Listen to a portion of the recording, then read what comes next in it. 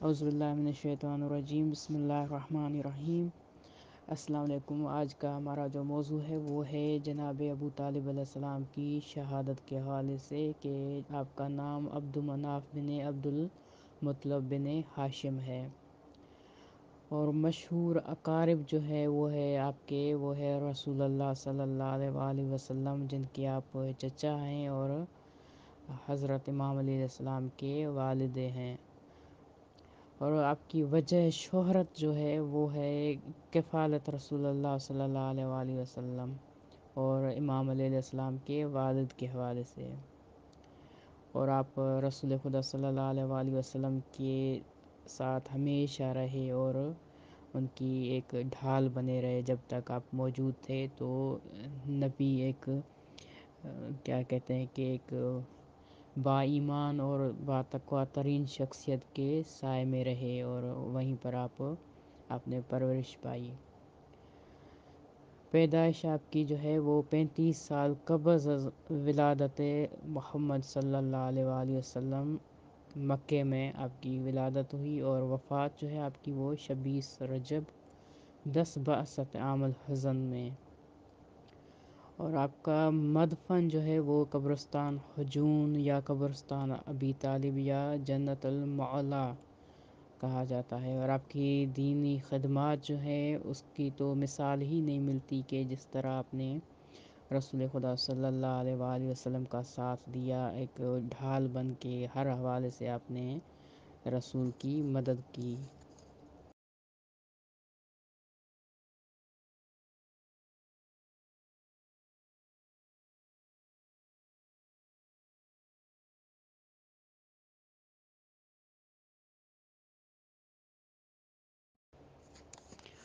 اور جہاں پر آپ کے ایمان کی بات آتی ہے تو اس میں کوئی شک نہیں ہے کہ جناب ابو طالب علیہ السلام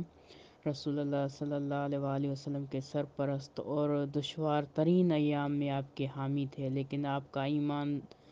لانا اور نہ لانا شیعہ اہل سنت کے درمیان مورد بحث رہا ہے۔ شیعہ نے اثنا عشری ابو طالب کے ایمان لانے اور اسلام قبول کرنے پر یقین کامل رکھتے ہیں۔ اس کی یہ دلیل ہے کہ اگر ان کو جو ہے جناب ابو طالب کا ایمان نہ ہوتا تو وہ رسول کی مدد کیوں کرتے؟ وہ جانتے تھے کہ یہ حق پر ہیں، تو وہی انسان مدد کر سکتا ہے کسی کی جو اس سے اس بات پر متفق ہو، اس کا اتفاق ہو، تبھی جا کے کوئی کسی کے ساتھ مدد کرتا ہے۔ تو یہاں پر یہی دیکھا جائے کہ جناب ابو طالب علیہ السلام کا ایمان اتنا زیادہ ہے کہ رسول اللہ صلی اللہ علیہ وآلہ وسلم کی اپنے بیٹوں سے زیادہ بڑھ کر انہوں نے حمایت کی ہے، ہر حوالے سے ان کا خیال رکھنا، ان پر ایمان رکھنا، ان کی حمایت کرنا۔ یہ واضح دلیل ہے کہ جناب ابو طالب علیہ السلام ایمان کے یوں سمجھیں کہ بلند مرتبے پر تھے۔ اور آگے کہتے ہیں کہ علماء شیعہ امام علیہ السلام کی روایات کی روشنی میں ان کے ایمان پر اجماع رکھتے ہیں، لیکن اس کے مقابل میں بعض علماء اہل سنت کا خیال ہے کہ ابو طالب شریعت اسلام پر جو ہے ایمان نہیں لائے اور حالت شرک میں دنیا سے رخصت ہو گئے، اور یہ بالکل جو ہے ایک کہتے ہیں کہ بالکل مناسب بات نہیں ہے کہ اس طرح کہا جائے، کیونکہ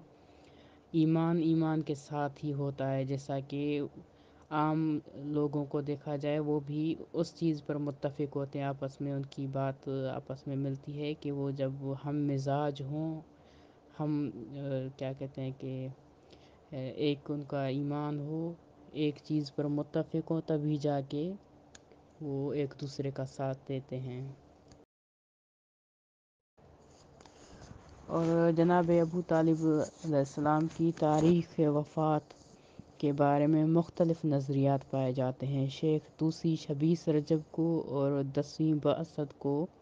روز وفات سمجھتے ہیں۔ یعقوبی ماہ رمضان میں حضرت خدیجہ کی وفات کا تذکرہ کرتے ہوئے حضرت ابو طالب علیہ السلام کی وفات کو حضرت خدیجہ سلام اللہ علیہا کی وفات کے تیسرے دن قرار دیتے ہیں، اور وفات کے وقت آپ کی عمر جو ہے 86 یا 90 سال بتاتے ہیں۔ بعض مورخین جو ہیں وہ ذی الحج اور بعض 15 شوال کو آپ کا یوم وفات قرار دیتے ہیں، اور آپ کی وفات کے بعد جو ہے اسی دن پیغمبر اکرم نے سخت گریہ فرمایا اور حضرت علی علیہ السلام کو غسل و کفن دینے کا حکم دیا، اور آپ نے ان کے لیے طلب رحمت کی دعا کی۔ جب حضرت محمد صلی اللہ علیہ وآلہ وسلم حضرت ابو طالب کے دفن کی جگہ پہنچے تو فرمایا، اس طرح آپ کی مغفرت اور شفاعت کے لیے دعا کروں گا کہ جن و انس حیران رہ جائیں گے۔ آپ کے جسد خاکی کو مکہ میں آپ کے والد گرامی عبد المطلب کے ساتھ قبرستان ہجون میں سپرد خاک کیا گیا، اور اس کے بعد جو ہے پیغمبر اکرم نے حضرت ابو طالب اور حضرت خدیجہ کی وفات کے سال کو عام الحزن کا نام دے دیا، کیونکہ یہ دونوں ہی جو ہے نبی کے مددگار اور صالح ترین، نیک ترین اور زیادہ ایمان رکھنے والے شخصیتیں تھیں۔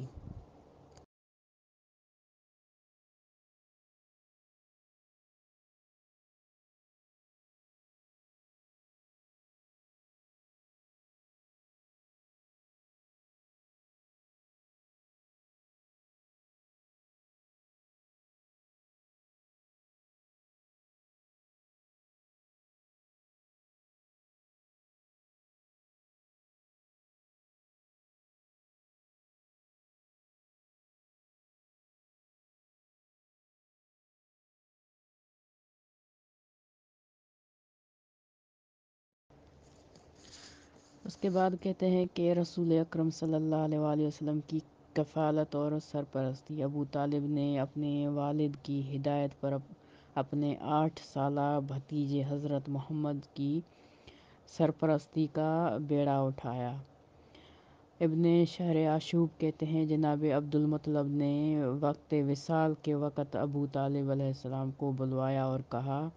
بیٹا تم محمد کی نسبت میری محبت کی شدت سے آگاہ ہو، اب دیکھوں گا کہ ان کے حق میں میری وصیت پر کس طرح عمل کرتے ہو۔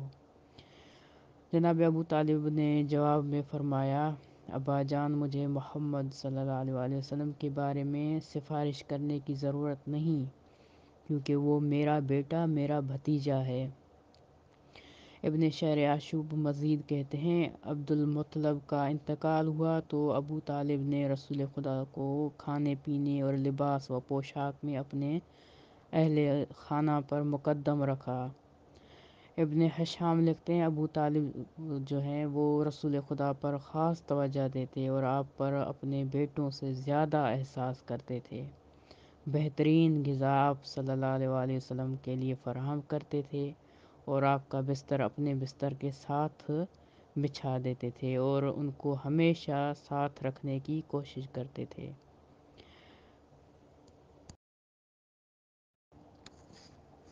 جب جناب ابو طالب علیہ السلام کی شہادت ہوئی تو پیغمبر اکرم صلی اللہ علیہ وآلہ وسلم ان کی تشییع جنازہ کے بعد اس سوگواری کی حالت میں جو اپنے چچا کی وفات کی مصیبت میں آپ کر رہے تھے، اور آپ کہتے تھے کہ ہائے میرے بابا، ہائے ابو طالب، میں آپ کی وفات سے کس قدر غمگین ہوں اور کس طرح آپ کی مصیبت کو میں بھول جاؤں۔ اے وہ شخص جس نے بچپن میں میری پرورش اور تربیت کی اور بڑے ہونے پر میری دعوت پر لبیک کہا، میں آپ کے نزدیک اس طرح تھا جیسے آنکھ خانہ چشم میں اور روح بدن میں، نیز آپ ہمیشہ یہ کیا کرتے تھے، یعنی آپ جناب ابو طالب کو بہت زیادہ یاد کرتے تھے۔ اہل قریش اس وقت تک کبھی میرے خلاف ناپسندیدہ اقدام نہ کر سکے جب تک ابو طالب کی وفات نہ ہو گئی۔ اور ایک طرف سے یہ بات مسلم ہے کہ پیغمبر اکرم صلی اللہ علیہ وآلہ وسلم کو ابو طالب کی وفات سے کئی سال پہلے یہ حکم مل چکا تھا کہ وہ مشرکین کے ساتھ کسی قسم کا دوستانہ رابطہ نہ رکھیں۔ اس کے باوجود ابو طالب کے ساتھ اس قسم کے تعلق اور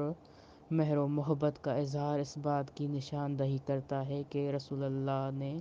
انہیں مکتب توحید کا منعقد جانتے تھے،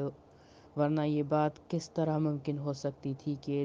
دوسروں کو تو مشرکین کی دوستی سے منع کرے اور خود جناب ابو طالب کے عشق میں اس حد تک جو ہے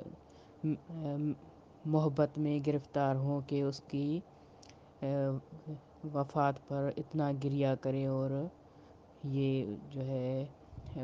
بار بار بکا کرے اور ان کو یاد کرے۔